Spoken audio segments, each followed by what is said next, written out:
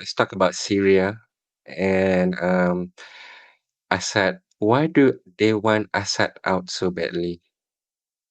For the same thing. They wanted a pipeline through Syria. So whether you have sometimes in the you do a search of Syria and you don't find that's one of the first things I do when some trouble spot comes up or there's a coup or whatever. The very first thing I look for is what are the resources, because I understand how the oligarch international syndicate works. What are they at?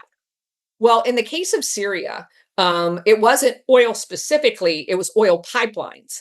There has been, yeah, there had been decades, decades of delays in pipelines because Assad was very, in fact, he flew to and had a meeting with the Queen in England and said, you can put pipelines all over Syria. You cannot put any of your military to guard them. I will guard them. You can put all of them you want, but you cannot have the military here, because he knows if the military comes, so does MI6 and MI5 dressed up as British military. And he knew they did not want him in charge. They tried to coup him repeatedly. So as the CIA. So he was willing to play ball with them. He was not willing to have foreign forces on his soil. And the UK said, too bad. We're going to get our pipelines with or without you. And that's when the initial crap started happening in Syria.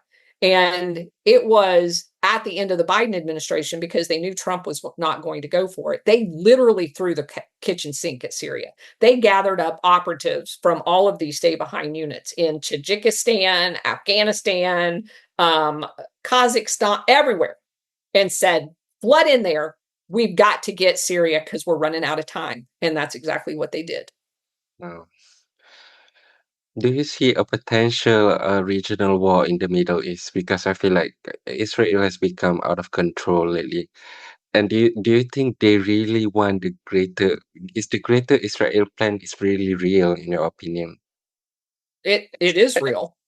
They have a patch they wear on their uniforms. Mhm. Um, do they want that? Yes. Do I think President Trump is going to allow that to happen? Absolutely not.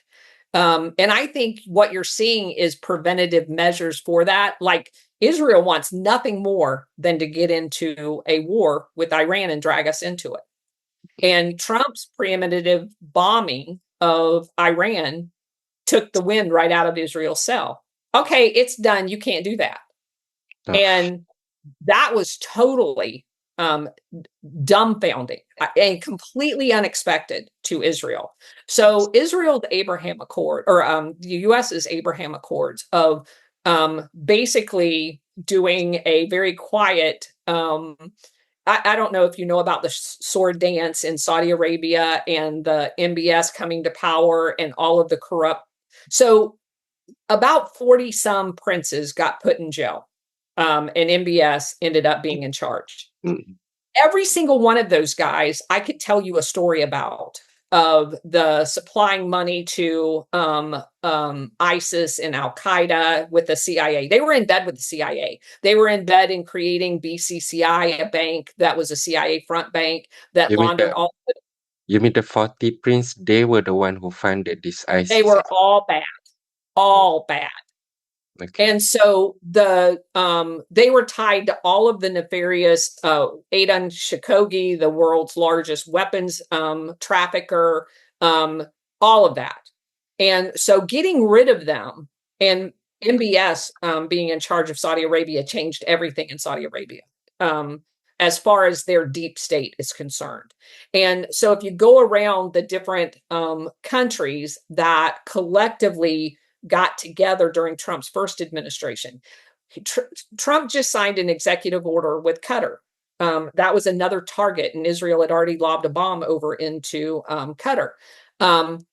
Trump signed an executive order that basically said, if you attack Qatar, you're attacking us and you're our enemy, which put Israel on notice.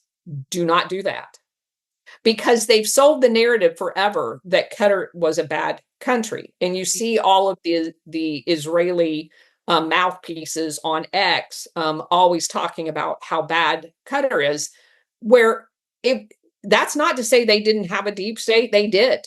And it's not to say they hadn't done bad things, but I believe, based on that executive order, that the agreement has been worked out. And what's interesting to me about Qatar is if Qatar was all that bad, why, you know, 3 decades ago did we spend $1 billion to build CENTCOM's forward deployed headquarters in Qatar? We've been there. There's like 10,000 military people there. We've been there forever. Now, there was a CIA station there, which is where the missiles came from that was in Benghazi that caused Benghazi. And some of those same missiles were used to strike down our military aircraft in Afghanistan. And that was a big scandal. But of course, the CIA story is, oh, they must have gotten stolen. You don't steal missiles out of a CIA compound. You don't. And so they were over there trafficking weapons for nefarious purposes and got caught. And that was the whole thing, that Ambassador Stevens was sent over there to track down those missiles. And there was forces that didn't want him to do that, and they attacked the compound. So there are nefarious things, but I think what we see Trump doing is building a coalition of people that are going to stand up. And the more that coalition grows in the Middle East, the more isolated the government of Israel becomes.